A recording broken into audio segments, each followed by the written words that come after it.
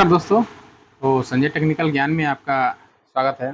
दोस्तों, आज पार्ट 6 का वीडियो है और ये विंडो एसी में पार्ट 6 का वीडियो में आज हम जानेंगे कि विंडो एसी में आने वाली जितने भी तरह की प्रॉब्लम है, जितनी भी तरह की समस्याएं हैं, उन समस्याओं का समाधान कैसे होगा, क्या क्या समस्याएं आती है विंडो एसी में, और समस्या आने पे उसका जो है अ, मतलब कैसे हम पता करेंगे कि क्या समस्या है जिसके कारण से ये समस्या आ रहा है।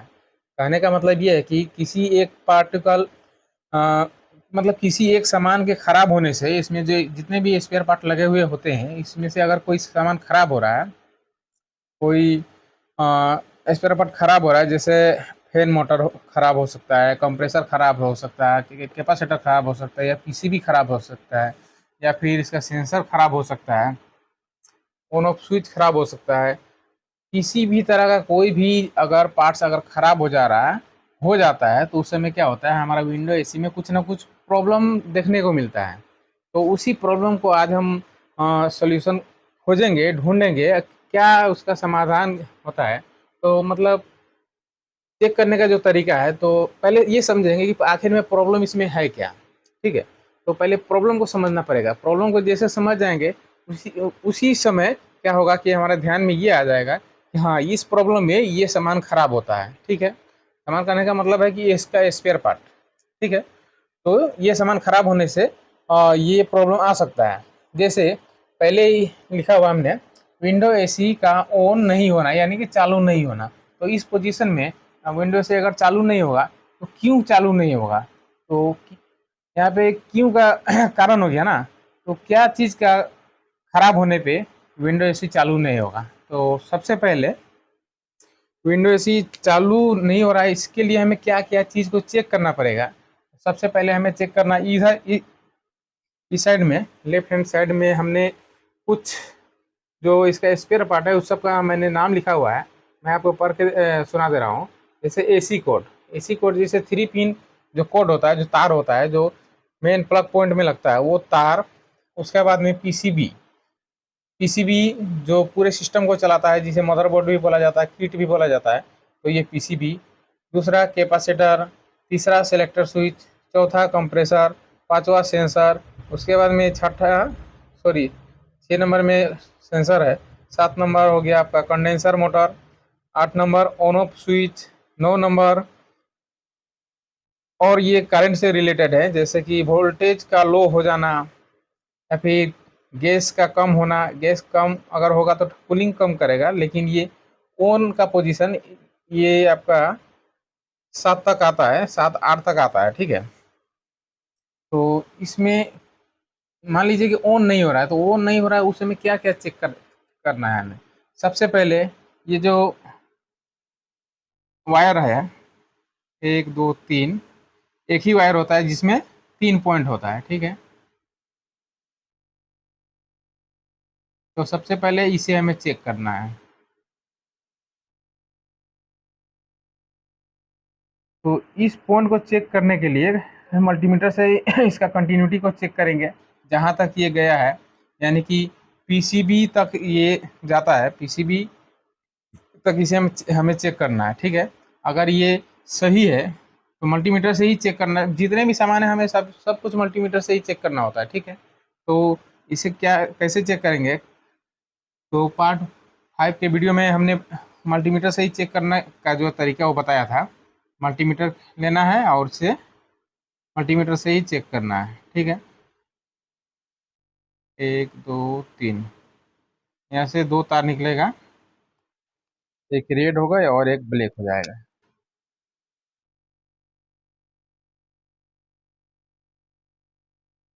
ठीक है, तो मल्टीमीटर से इस वायर का कंटिन्यूटी चेक करेंगे। ठीक है, कंटिन्यूटी अगर नहीं आ रहा है तो इस वायर को हमें चेंज कर देना है। जो 3 पिन टॉप होता है, उसे उस वायर को चेंज कर देंगे, तो ये जो ऑन नहीं हो रहा है तो ये ऑन हो सकता है। ठीक है, लेकिन चेक करने का तरीका हमें शुरू से करना है, जीरो लेवल से ही चेक करना है। या ना कि सबसे पहले कैपेसिटर में पहुंच गए, पीसीबी में पहुंच गए, फैन मोटर में पहुंच गए, उस तरह से नहीं। स्टेप बाय स्टेप क्या करना है, हमें चेक करना है। वायर चेक करेंगे, और उसके बाद क्या करेंगे, ये जो 5 पिन का सॉकेट होता है, जो बोर्ड है, करंट का बोर्ड है, तो इसमें हमें 220 वोल्ट चेक करना है।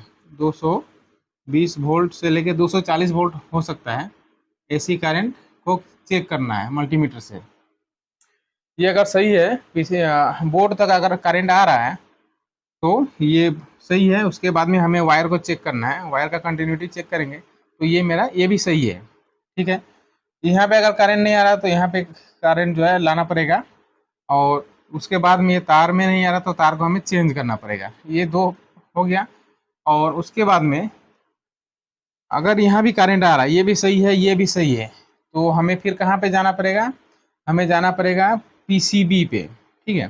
पीसीबी पे जाने के लिए यहाँ पे पी लिखा हुआ है, पी और इधर में सी है। तो पीसीबी में सबसे पहले जो फेस करंट होता है यहीं पे इन होता है, ठीक है। और ये क्या होता है? वोल्टेज रिले होता है। थोड़ा मतलब जैसे स्टार्ट किया जाता है, स्टार्ट करने के 3 मिनट बाद में क्या होता है, ये कंप्रेसर को सप्लाई देता है, ठीक है। यहाँ से सप्लाई निकल जाता है और ये चला जाता है कंप्रेसर में, ठीक है। तो एक सप्लाई जो है यहाँ तक पी से सी तक का जो है सप्लाई 3 मिनट बाद में आना चाहिए। और जैसे इस पीसीबी में कनेक्शन किया हुआ है तो एक तरफ में उसका न्यूट्रल होता है, न्यूट्रल जो कि कॉमन होता है। ये न्यूट्रल का कनेक्शन जो है फैन में चला जाएगा, एक कंप्रेसर में चला जाएगा, ठीक है। और तीसरा जो है ये स्विंग मोटर में चला जाएगा, ठीक है। स्विंग मोटर में जाएगा। उसके बाद में और देख लेते हैं कहाँ कहाँ जाने का इसका जगह है, और कहीं इसका जाने का जगह नहीं है, ठीक है। तो जो न्यूट्रल कनेक्शन होगा, मोटर, कंप्रेसर और स्विंग मोटर, ये 3 जगह पे चला जाएगा, डायरेक्ट चला जाएगा। और जो फेस है, फेस बारी बारी से समय के हिसाब से पीसीबी जो होता है अपना सप्लाई छोड़ता है, ठीक है। तो इस पीसीबी को हमें चेक करना होगा।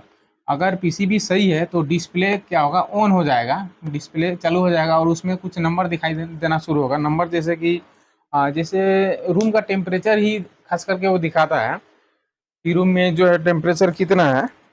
तो हो सकता है 32 डिग्री, 33 डिग्री, या फिर 35 डिग्री, 28 डिग्री, मतलब कुछ भी ये डिग्री शो कर सकता है। लेकिन जब ये चालू होता है और सिस्टम सही से काम करने लगता है, उस समय क्या होता है, ये टेम्परेचर घटना शुरू हो जाता है, क्योंकि रूम का टेम्परेचर जो है वो कम धीरे धीरे होना शुरू हो जाता है ठंडा हवा के कारण। तो उस समय ये हमें कंफर्म हो जाना है कि यहाँ तक सही है। इसके बाद में भी अगर सिस्टम चालू नहीं हो रहा है तो हमें क्या चेक करना पड़ेगा?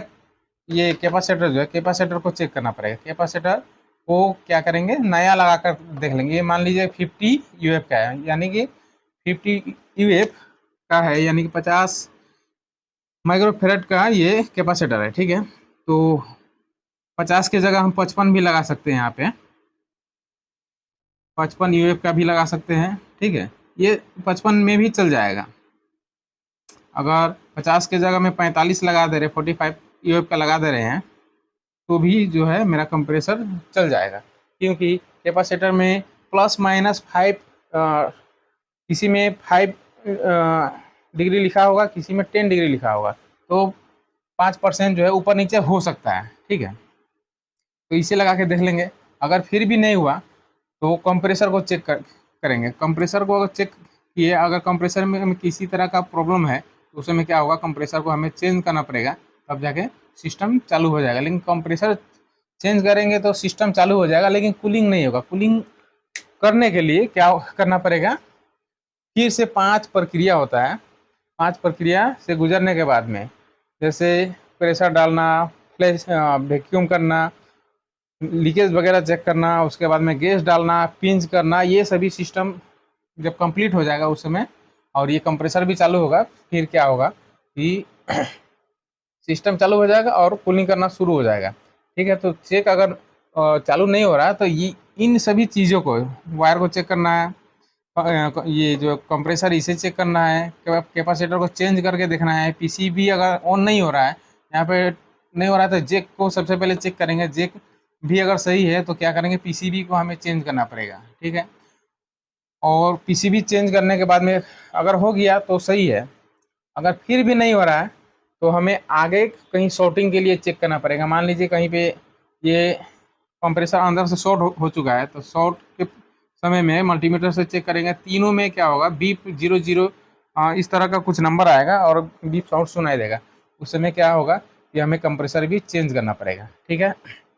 इसके बाद में और दूसरा जो प्रॉब्लम है उसको इसे पहले हम मिटा लेते हैं। कुछ देर चलने के बाद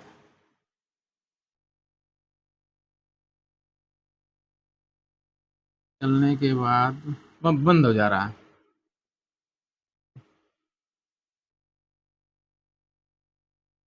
बंद हो रहा है, ठीक है। तो ये कुछ देर चल रहा है, उसके बाद में वो बंद हो जा रहा है। तो क्यों बंद हो रहा है, इसका क्या कारण होगा? तो कारण यहाँ यहीं पे है। हो सकता है कि वोल्टेज रिले जो पीसीबी में लगने के बाद में बंद हो रहा है, तो उस समय में क्या किया जाएगा, डिस्प्ले को चेंज करना पड़ेगा, ठीक है। अगर फिर भी यहाँ से सप्लाई ठीक है, लेकिन कुछ देर चल रहा है, तो चलने के बाद में क्या होगा, कंप्रेसर ओवर हीट हो जा रहा है। ओवर हीट जैसे होगा तो इस पीसीबी को पता चल जाएगा कि टेम्परेचर बढ़ रहा है। उस समय क्या होगा, ओएलपी जो होता है ओवरलोड इसमें लगा हुआ होता है। तो ओवरलोड क्या करेगा, इसका कनेक्शन को डिस्कनेक्ट कर देगा। तो उस समय भी कुछ देर चला और सिस्टम जो है कंप्रेसर ज़्यादा हीट हो गया, गर्म हो गया, तो गर्म को सेंस किया और पीसीबी ने इसको बंद कर दिया। तो कुछ देर चला और फिर बंद हो गया, ठीक है। तो उस समय क्या करना पड़ेगा, इस कंप्रेसर को चेक करना पड़ेगा। हो सकता है कि इसमें गैस ज़्यादा है, ठीक है। गैस ज़्यादा होने के कारण भी ऐसा प्रॉब्लम आता है, या फिर गैस कम है, बहुत कम है, उस समय भी कंप्रेसर पे क्या होता है, सक्शन के समय में इसे लोड पड़ता है। सामने सामने से खींचेगा और डिस्चार्ज से जब गैस को फेंकेगा, उस समय डिस्चार्ज से तो जितना गैस था वो फेंक चुका है, बाहर निकाल चुका है, लेकिन सक्शन से इसको गैस अगर नहीं मिलेगा, उस समय क्या होगा, बहुत ज़्यादा इसको ताकत लगाना पड़ेगा। ताकत लगाएगा तो क्या होगा, ऑटोमेटिक ये गर्म होगा। गर्म जब हो जाएगा उस समय फिर से ये क्या करेगा, ये पीसीबी इसको बंद कर देगा, सप्लाई को बंद कर देगा। तो फिर भी कुछ देर चलेगा, उसके बाद बंद हो जाएगा, ठीक है। और तीसरा, अगर मान लीजिए ये कैपेसिटर जो है, कैपेसिटर अगर कमज़ोर है, वीक है, फिर भी यही प्रॉब्लम आएगा। कुछ देर शुरू में तो चलेगा, कुछ देर चलने के बाद में 2-4 मिनट हो सकता है, 5 मिनट 10 मिनट भी हो सकता है, मतलब कुछ समय चलने के बाद में क्या होगा, फिर से बंद हो जाएगा, क्योंकि कैपेसिटर जो है लोड नहीं उठा रहा होगा। लोड नहीं उठा पाने के कारण क्या होगा, सिस्टम फिर से बंद हो जाएगा, ठीक है। इसके बाद में और इसमें प्रॉब्लम है कि अगर फिर भी कुछ देर चल रहा है और बंद हो रहा है, उसके बाद में जो चौथा ये प्रॉब्लम है वो ये फैन मोटर का है, ठीक है। ये सिस्टम चालू है, कूलिंग के लिए तैयार है, लेकिन जब गैस कंडेंसर में घूमता है तो हाई टेम्परेचर का गैस घूमता है, ठीक है। तो हाई टेम्परेचर को लो टेम्परेचर करने के लिए, लो टेम्परेचर में बदलने के लिए यहाँ पे फैन मोटर लगाया हुआ होता है। अगर फैन मोटर कुछ देर चल रहा है या फिर बहुत धीरे से धीरे चल रहा है, इसका जो स्पीड है, स्पीड प्रॉपर नहीं है, जितना स्पीड में चलना चाहिए उतना स्पीड नहीं चल रहा है, ये धीरे धीरे चल रहा है या फिर नहीं चल रहा है। अगर धीरे धीरे चल रहा है तो क्या करना पड़ेगा, इसका जो कैपेसिटर होता है ये 12 यूएफ से लेकर के 15 यूएफ, 12 नंबर और 15 नंबर का जो है कैपेसिटर इसमें लगा हो सकता है, ठीक है। तो उस समय क्या करेंगे, अगर स्लो है, धीरे है, तो इस कैपेसिटर को चेंज कर देंगे, तो ये जो प्रॉब्लम है ये सोल्व हो जाएगा। अगर मान लीजिए कि ये फैन मोटर ही नहीं चल रहा है, तो क्यों नहीं चल रहा है, हो सकता है इस फैन मोटर में जो है सप्लाई नहीं आ रहा है, या तो पीसीबी से नहीं आ रहा है, ठीक है। तो जिसके कारण से ये ऑन नहीं होगा। बाई चांस अगर पीसीबी से सप्लाई आ भी रहा है, 220 वोल्ट यहाँ इस मोटर में आ रहा है, ठीक है, तो फिर भी ये नहीं चल रहा है, इसका मतलब हो सकता है कि ये मोटर अंदर से जल गया हो, ख़राब हो गया हो, या फिर हो सकता है कि इस मोटर में बूस्ट लगा हुआ होता है, तो वो बूस्ट जो है ख़राब हो चुका है, जिसके कारण से घिस गया है। या फिर बेरिंग वाला अगर मोटर है तो बेरिंग भी ख़राब हो सकता है, जिसके कारण जाम हो जाएगा। जाम अगर होगा तो सिस्टम तो शुरू हो ही जाएगा, लेकिन कुछ देर चलने के बाद में जब कंडेंसर का टेम्परेचर अगर नहीं कम होगा और कंप्रेसर पे बहुत ज़्यादा लोड पड़ेगा, तो उस समय क्या होगा, सिस्टम फिर से बंद हो जाएगा, ठीक है। तो सिर्फ बंद होने के लिए इतने सारे जो है कारण हैं। तो इन सभी कारणों को एक एक करके हमें चेक करना है, करके ये कंप्लीट हो जाएगा। ठीक है, उसके बाद में नेक्स्ट देखते हैं, इसे मिटा लेते हैं क्योंकि ये पीसीबी को बताता है और जितना डिग्री में सेट किए हुए रहेंगे, मान लीजिए 20 डिग्री में हमने इसी को सेट किया हुआ है, तो 20 डिग्री तक ये टेम्परेचर को मेंटेन करेगा, यानी कि रूम का टेम्परेचर को 20 डिग्री तक बनाने का कोशिश करेगा। मान लीजिए कि ये जो सेंसर है ये अगर ख़राब है, तो ख़राब का पोजीशन में ये किसी तरह का सिग्नल जो है इस पीसीबी को नहीं दे पाएगा, इसलिए इस पीसीबी को कुछ समझ में नहीं आएगा, इसलिए क्या होगा, कुछ देर बाद चलने के बाद भी ये बंद हो जाएगा। तो उस समय क्या करना होगा कि हमें इस सेंसर को चेंज करना पड़ेगा। ठीक है, तो फिर भी ये प्रॉब्लम सॉल्व हो जाएगा। उसके बाद में ये सेलेक्टर स्विच का काम तो जानते ही है कि सेलेक्ट करना। मान लीजिए ये सेलेक्टर स्विच हो गया 1 2, उसके बाद में ये पॉइंट है, यहाँ पे जो है फेस करंट इन होगा यहाँ पे, और ये फैन के लिए 3 सप्लाई निकलेगा यहाँ से, हाई मीडियम लो। उसके बाद में एक निकल जाएगा कंप्रेसर के लिए, और उसके बाद में स्विंग मोटर के लिए भी निकलेगा। ठीक है, तो जिसमें पीसीबी लगा हुआ है उसमें ये सेलेक्टर स्विच नहीं होगा। ठीक है, और जिसमें पीसीबी नहीं लगा हुआ है उसमें क्या होगा, सेलेक्टर स्विच जो है काम करेगा। तो सेलेक्टर स्विच को भी चेक करने का सेम तरीका है।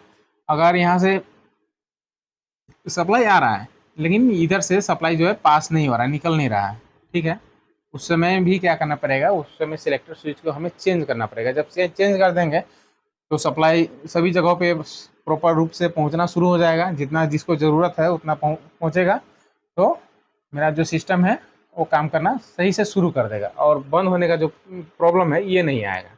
ठीक है, चलिए इसको भी मिटा लेते हैं, सेलेक्टर स्विच को। कम कूलिंग कर रहा है, कम क्यों कर रहा है, तो कूलिंग कम करने के पीछे कारण क्या क्या हो सकता है। कूलिंग कम करने के पीछे कारण यही हो सकता है कि सिस्टम में जो है गैस कम है। ठीक है, गैस कम होने के कारण कूलिंग भी कम होगा, हवा तो आएगा लेकिन उतना ठंडा हवा नहीं आएगा। तो उस समय क्या, गैस जब कम होगा तो गैस इसमें डालना पड़ेगा। और इस विंडो एसी में गैस कितना नंबर का लगता है, तो विंडो एसी में गैस 22 नंबर का लगता है। ठीक है, ये R22, ठीक है, 22 नंबर का गैस इसमें लगता है। तो गैस को पूरा कर देंगे, और पूरा कितना करेंगे, R22 का जो मान लीजिए इसका रनिंग प्रेशर जो होता है,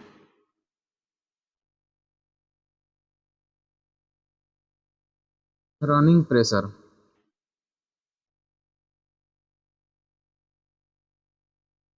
प्रेशर इसका जाएगा 60 से 70 के बीच। ठीक है, ये 60 से 70 के बीच में इसका रनिंग प्रेशर है। इतना अगर है, मीटर में अगर इतना दिखा रहा है 60 से 70, तो गैस इसका सही है। अगर इससे कम है तो क्या करना पड़ेगा, गैस हमें भरना पड़ेगा, तब जाके सिस्टम पूरी तरह से काम करेगा। उसके बाद में फिर भी कूलिंग कम कर रहा है। ठीक है, ये प्रेशर, रनिंग प्रेशर इतना है, सही है। स्टैंडिंग प्रेशर जो होता है 160 से 170 के बीच होता है, 160 से 170 के बीच होता है। लेकिन हमें चेक करने के लिए रनिंग में ही, चालू पोजीशन में ही हमें गैस का प्रेशर चेक करने से क्या होगा, प्रॉपर ये पता चलता है कि गैस कम है या ज़्यादा है। ठीक है, इसमें क्या हो सकता है, 60-70 जो है, इसमें सिस्टम में एयर भी होता है तो उसका भी प्रेशर हमें मीटर में दिखा देता है। ठीक है, उसके बाद में यहाँ पे हम चेक कर लिए कि गैस पूरा है, फिर भी है जो है कूलिंग कम कर रहा है, फिर भी कूलिंग कम कर रहा है। इसका मतलब क्या होगा कि सिस्टम जो है काफ़ी समय से इसका सर्विसिंग नहीं हुआ है। ठीक है, तो सर्विसिंग नहीं हुआ तो उस समय भी क्या होगा, फिर मान लीजिए इसमें कंडेंसर होता है, इसको कुछ मिटा लेते हैं। कंडेंसर है और कूलिंग कोयल है, ये काफ़ी समय से सर्विसिंग इसका नहीं हुआ है, और इसके ऊपर में जो है काफ़ी डस्ट वगैरह, काफ़ी धूल कचरा वगैरह इसके फिन्स पे, इसके फिल्टर पे क्या हुआ है, जाम हुआ है। जाम होने से क्या होगा, इसमें जो पतला पतला छेद होता है, जो होल होता है, उससे क्या होगा, एयर पास नहीं होगा, एयर अगर पास नहीं हो पाएगा तो क्या होगा, कूलिंग प्रॉपर नहीं हो पाएगा, कूलिंग कम होगा। ठीक है, तो उस समय क्या करना पड़ेगा, इसे खोलना पड़ेगा, खोल करके जाली को साफ करना पड़ेगा। और बहुत अच्छी तरह से सर्विसिंग करने से क्या होगा कि कूलिंग का जो समस्या है वो सही हो जाएगा। ठीक है, उसके बाद में आते हैं कि सिस्टम जो है कूलिंग नहीं कर रहा है, सिस्टम चालू है, कूलिंग नहीं कर रहा है। मान लीजिए कि विंडो एसी चालू है, सब कुछ सही है, मीटर वीटर सब सही दिखा रहा है, फिर भी क्या हो रहा है कि कूलिंग नहीं होगा। उस समय गर्म हवा जो है कंडेंसर की तरफ से गर्म हवा निकलना चाहिए, वो अगर नहीं निकल रहा है तो हमें चार्जिंग पिन में मीटर का पाइप लगाना है। चार्जिंग पिन जो होता है, ये गैस का चार्जिंग पिन है, इसमें गैस होगा, और चार्जिंग पिन में हमें चेक करना पड़ेगा मीटर से।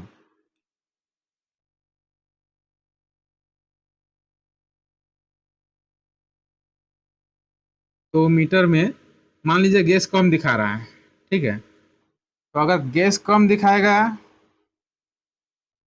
तो भी कूलिंग नहीं होगा।